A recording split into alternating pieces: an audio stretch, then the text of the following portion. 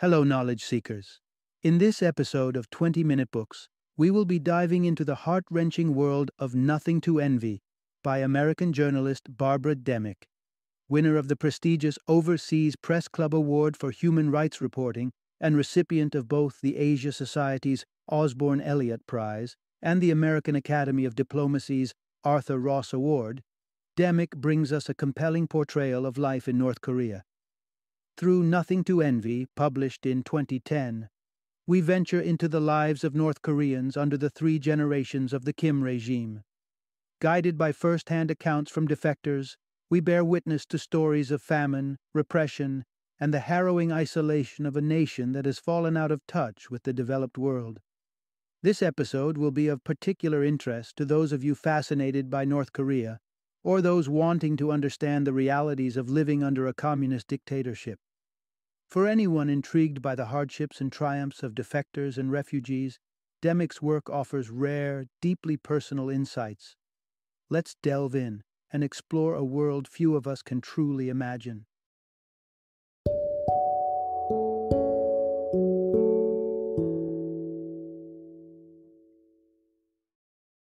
Nothing to Envy: Real Lives in North Korea.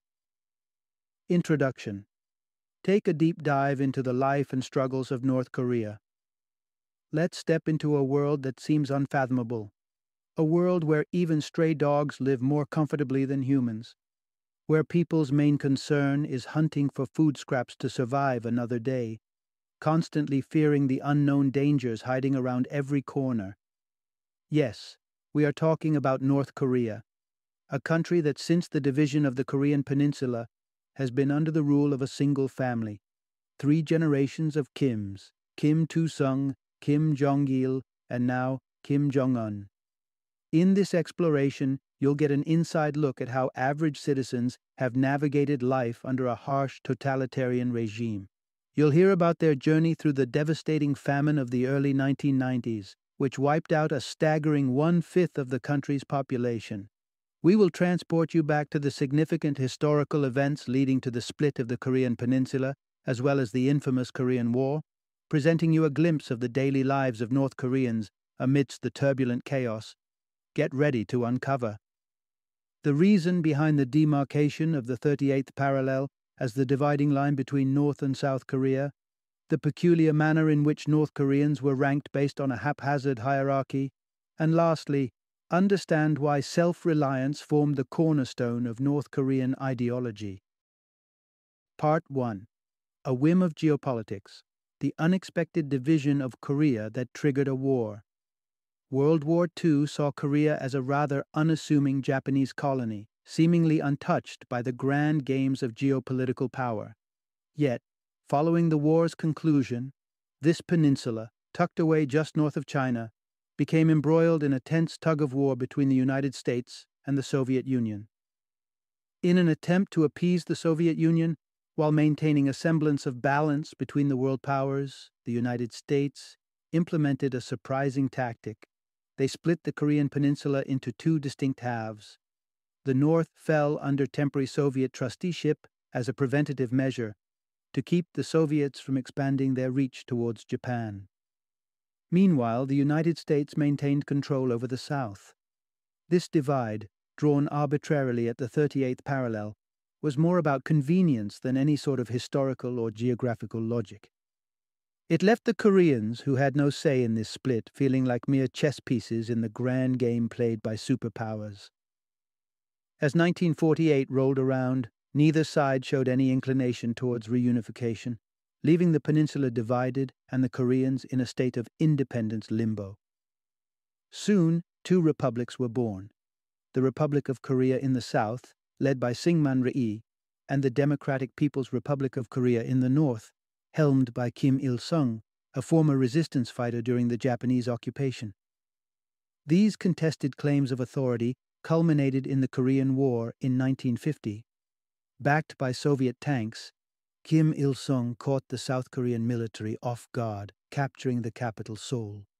What followed was an intense military struggle, with a United Nations coalition of 15 nations led by the United States rallying behind South Korea against the northern forces further fortified by China. The tumultuous war, which saw no real victors, ended 3 years later with a simple armistice.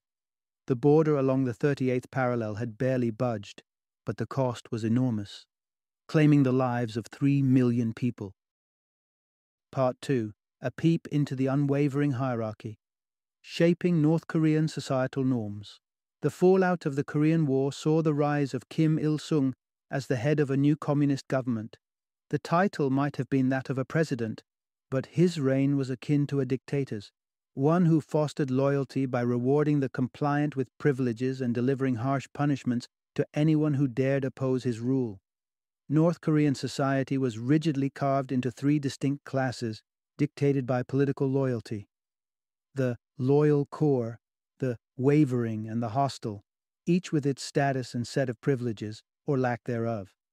This societal stratification bore a striking resemblance to a patriarchal caste system, with the catch that social status was passed down through generations.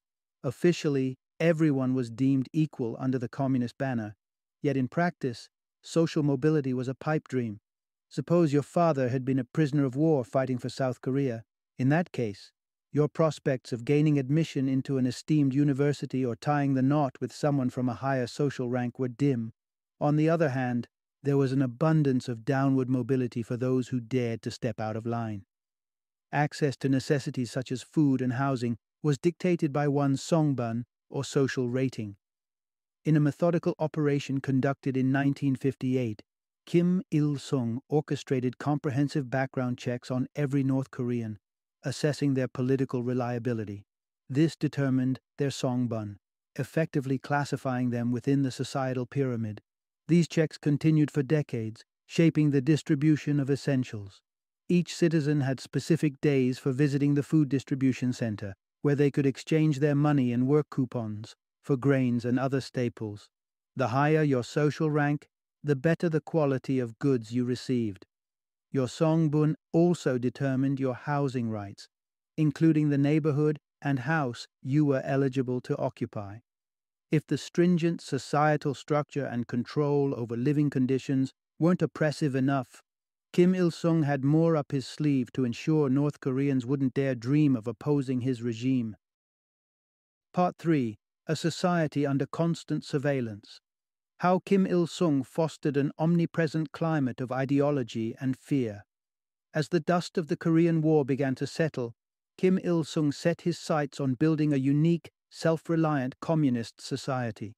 He aspired to cultivate a new breed of human, deeply ingrained in his philosophy of self-reliance, a doctrine he termed Juche. His ideology was an amalgamation of Marx's and Lenin's concepts of the struggle between the rich and poor, capitalists and proletariat, and added a distinctive element: the assertion that Koreans were exceptional people, capable of existing independently, without needing support from their neighbors. He was relentless in driving home the message that there was nothing to envy beyond the borders of Korea. Kim Il-sung intricately wove his ideology into the fabric of everyday life in North Korea. Mandatory daily ideological training sessions became commonplace. For instance, factory workers started their shifts with lectures in their factory's auditorium, later penning essays to deeply internalize the principles of North Korean self-reliance. The nation's broadcasting networks meticulously altered foreign media reports to align with Juche, ensuring North Koreans only received unfavorable news about South Korea, the pitiable puppets of the imperialist Yankee bullies. When China started incorporating elements of capitalism, North Korean media spun it as a sign of weakness, painting a picture of Chinese failing to uphold communism, unlike their superior North Korean counterparts. Kim Il-sung cultivated a culture of pervasive surveillance to support the ideology of Juche. Neighborhoods were designed as self-monitoring units, with citizens spying on and reporting one another, making the act of surveillance a national obsession. At the center of these were groups known as Inminban, or the People's Group, formed by families tasked with running neighborhoods. An Inminban leader would closely monitor and report any questionable activities, such as anti-government sentiments. Then there were the Kyuchaldae, mobile monitoring groups patrolling the streets, free to raid homes at any time to check for violations like unpermitted overnight guests. Through this intricate social structure and constant surveillance, Kim Il-sung was able to successfully indoctrinate North Koreans, making them steadfast followers of his ideology. Part 4. Mastering the Art of Deification. Kim Il-sung's profound cult of personality. Ironically, despite his staunch advocacy for atheism in the framework of communism, Kim Il-sung derived inspiration from Christian traditions while consolidating his autocracy. He was astutely aware of the emotional sway of religious narratives and repurposed them to portray himself as a godlike patriarch and his successor, Kim Jong-il, as a figure reminiscent of Jesus Christ. The state-controlled media played a vital role in perpetuating supernatural myths about the father-son duo. The storm-tossed seas, it was said, would turn placid when sailors crooned songs in praise of Kim Il-sung. Kim Jong-il's birth, they claimed, was heralded by a double rainbow and a radiant star in the sky. Kim Il-sung's and Kim Jong-il's portraits were not merely symbolic, but intruded into the everyday lives of North Koreans. Only these pictures could grace the walls of private homes, with newspapers recounting heroic tales of citizens risking their lives amidst floods and fires to rescue these revered portraits. Weddings often unfolded in the presence of statues of the Divine Father figure, and even today, gilded mosaics of Kim Il-sung adorn Pyongyang's metro stations. Fueling the narrative of their godlike personas, Kim Il-sung and his son were proclaimed as experts in all fields, from agriculture to engineering. They would regularly grace factories with their illustrious presence, imparting their wisdom and invaluable advice. When Kim Il-sung succumbed to a heart attack on July 9, 1994, his departure was mourned with an intensity reminiscent of religious devotion. For 10 days, citizens congregated around his statues, weeping inconsolably, mourning the loss of their beloved father. All forms of revelry, drinking, dancing, and music were prohibited. Years later, on December 19, 2011, Kim Jong-il's demise was mourned in a strikingly similar, deeply sorrowful manner. Part 5. A Nation in Darkness, the Economic Calamity Following the Dissolution of the Soviet Union. For all the fanfare around yuche, or self-reliance, North Korea was significantly dependent on its neighbors. A lion's share of essential commodities like oil, electricity, and machinery were heavily subsidized by China and the Eastern Bloc countries. However, the disintegration of the Soviet Union in 1991 dealt a catastrophic blow to North Korea's economy. The collapse of the USSR severed the lifeline of raw materials, equipment, and energy sources that powered North Korean industries. Left without supplies and electricity, factories across the country ground to a halt. To compound the crisis, China and Russia began to demand repayment of the substantial loans they had provided. When North Korea failed to honor its debt obligations, both nations stopped the supply of additional raw materials.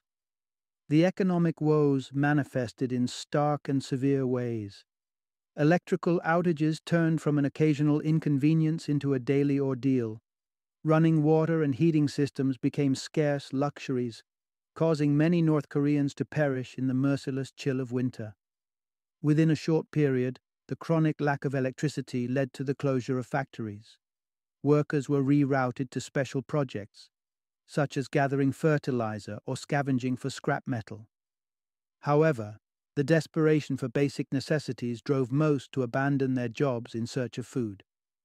Meanwhile, North Korea's relentless pursuit of nuclear weapons alarmed international aid donors. When the country withdrew from the Nuclear Non-Proliferation Treaty in March 1993, it sparked the first nuclear panic since the Cold War. The United States had offered to address North Korea's energy crisis if the country agreed to abandon its nuclear weapons program. But the deal fell through when the U.S. accused North Korea of breaching its commitment. As the availability of electricity dwindled, hours of power outage morphed into days, then weeks, until the light bulbs ceased to flicker on. In the present day, Many buildings lining the main streets of Pyongyang remain shrouded in darkness after sundown, their lights extinguished due to acute power shortages. Part 6. Rise of the Shadow Economy. North Korea's grim struggle for sustenance. As factories shut down and agriculture floundered due to disastrous harvests, North Korea grappled with a dire scarcity of food. Bereft of a reliable food supply or even the fuel to transport whatever scarce produce was harvested, the state began to fail in its duty to nourish its people. Faced with this grim reality, the North Korean populace resorted to resourceful methods to survive. In the rigidly communist ethos, commerce was seen as a brazen economic crime. However, driven by the urgency of the situation, Kim Il-sung permitted individuals to cultivate vegetables in their gardens and sell the produce. What began as humble backyard vegetable sales gradually morphed into a thriving black market economy. By the onset of the 1990s, the harvest had become so dismal that farmers began stashing portions of their yield in their roofs, evading surrender to the state. The government, while justifying the shortage, claimed it was hoarding food in anticipation of reunification with South Korea. The United States also became a convenient scapegoat, accused of enforcing blockades. As the food distribution system utterly collapsed, illegal private trade and black markets sprouted, driven by a desperate need for survival. Homemade products such as tofu, noodles, or kimchi found eager buyers. In a stark demonstration of his iron-fisted rule, Kim Il-sung instituted capital punishment for the sale of grain by 1997. Rice, once a staple, became a luxury most could afford only on special occasions, with cornmeal emerging as the popular alternative.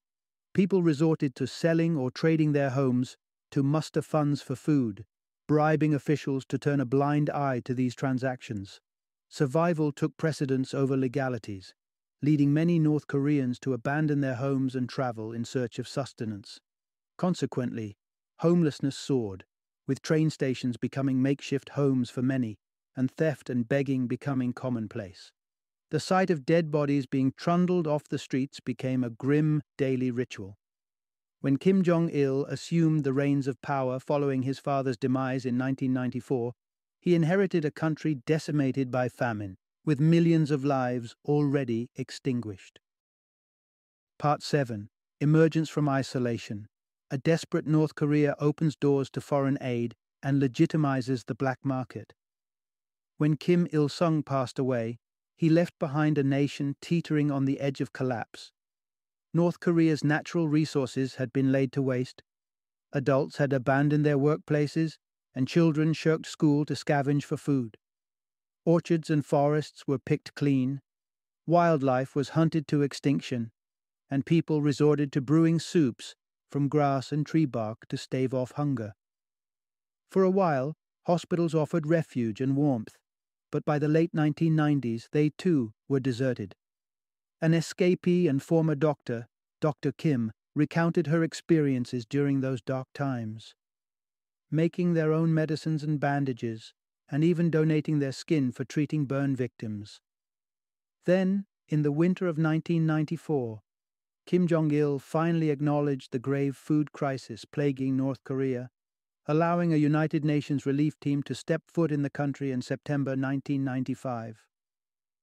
By then, North Korea's economy had hit rock bottom. Per capita income had plummeted to less than one-third of what it was just 5 years prior.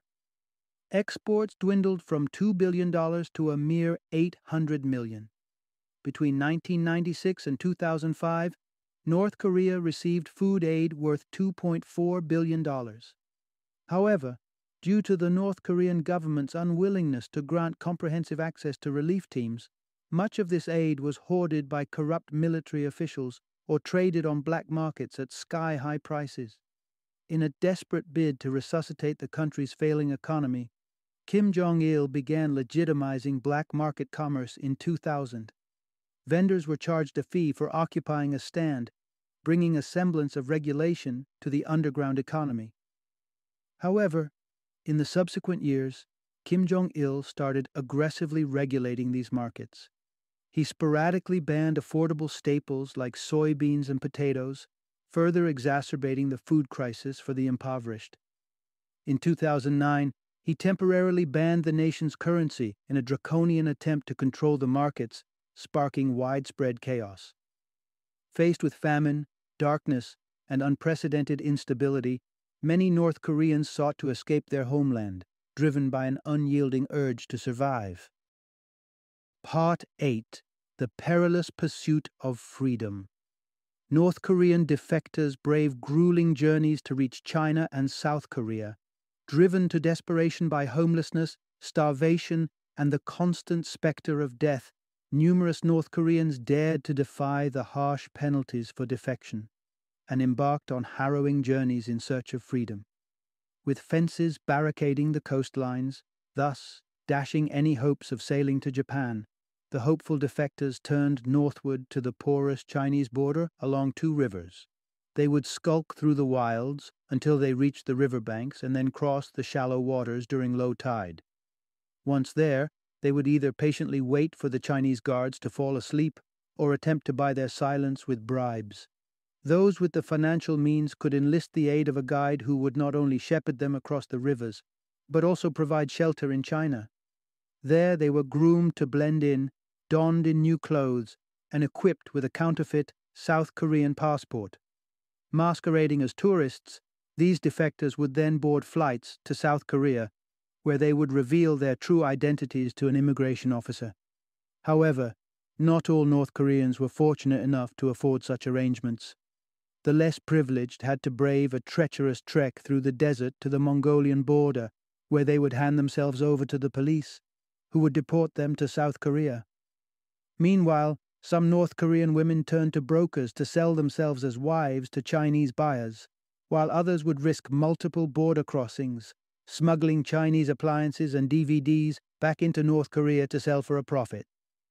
By 2001, around 100,000 North Koreans had successfully defected to China, with an estimated three-quarters of the North Korean population in China being sold wives, often living in slave-like conditions. Punishments for defection were severe, ranging from labor camp imprisonment to execution. However, even fleeting glimpses of the Chinese lifestyle stirred in many North Koreans a deep yearning for freedom, making the risky escape to South Korea an appealing, even necessary gamble. Part 9: Finding their footing in a new homeland. How South Korea's integration system aids North Korean defectors in adapting to their new lives. In 1998, a mere 71 North Koreans sought South Korean citizenship. Fast forward to 2002, and this figure had surged to 1,139, and the numbers continue to grow year after year. Once these brave defectors reach South Korean soil, they are granted citizenship and are enrolled in an integration program to ease their transition into the new society. Upon arrival, they are lodged in a dormitory where they undergo rigorous interrogations by the National Intelligence Service, South Korea's counterpart to the CIA. This safeguarding step is designed to flush out any undercover spies or fraudsters pursuing settlement benefits. Mrs. Song, a defector from the late 1990s, endured a month-long stay in one of these dormitories. For 2 hours or more every morning, Mrs. Song would face intensive questioning about specific landmarks, like offices of the Workers' Party or unique local neighborhoods in her home city, all in an effort to verify her identity. Once cleared of suspicion, these North Koreans are relocated to an isolated campus where they are taught to live independently.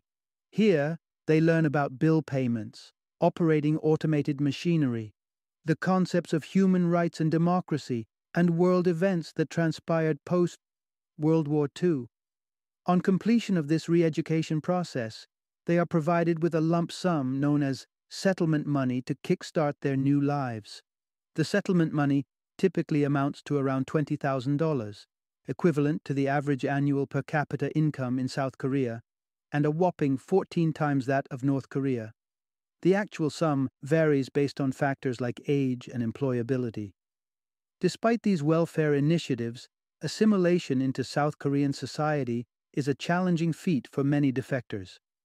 To illustrate, during a class outing to a food court, Mrs. Song and her fellow defectors all ordered noodles, simply because they were clueless about the other dishes on offer.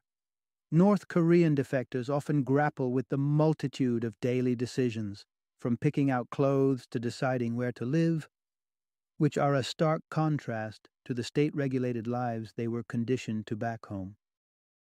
Part 10. Dim Prospects Under a New Reign.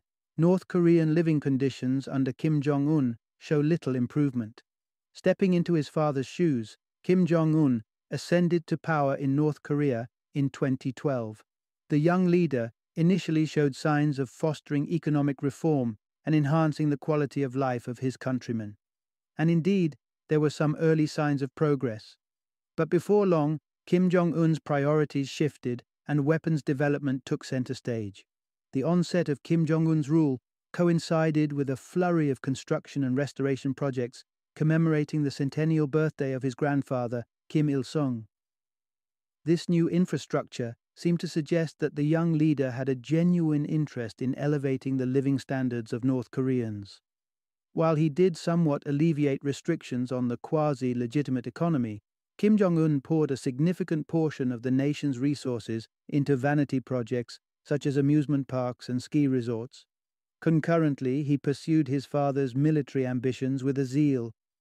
The inaugural North Korean satellite was launched the same year he took power, and he oversaw yet another nuclear test, marking the country's third since 2006. By 2013, the political climate grew increasingly precarious. North Korea's government tore up the 1953 Korean War armistice, essentially reigniting war with South Korea, and they even threatened to unleash nuclear weapons on the United States. But despite these grandiose threats, North Korea remains an impoverished and isolated country.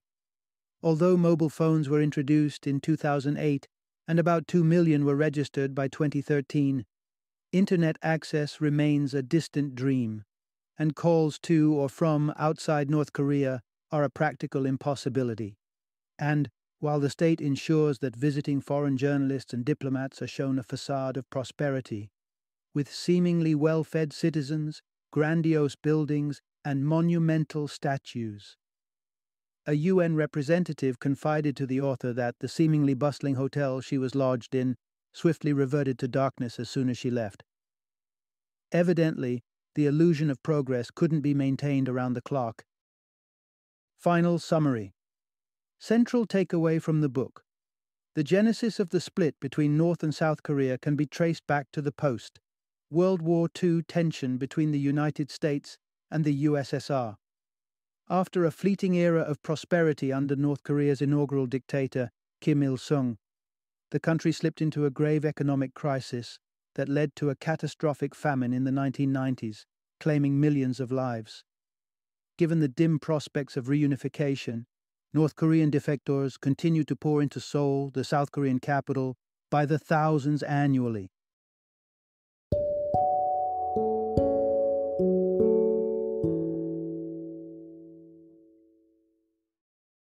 Thank you for joining me today on this journey of learning and discovery as we explored the insights of another thought-provoking book in our growing library of knowledge.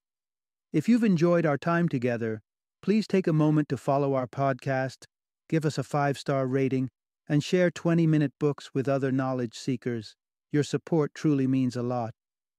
Don't forget to join me again in the next episode, where we will delve into another enriching book. Until then, happy reading and happy listening.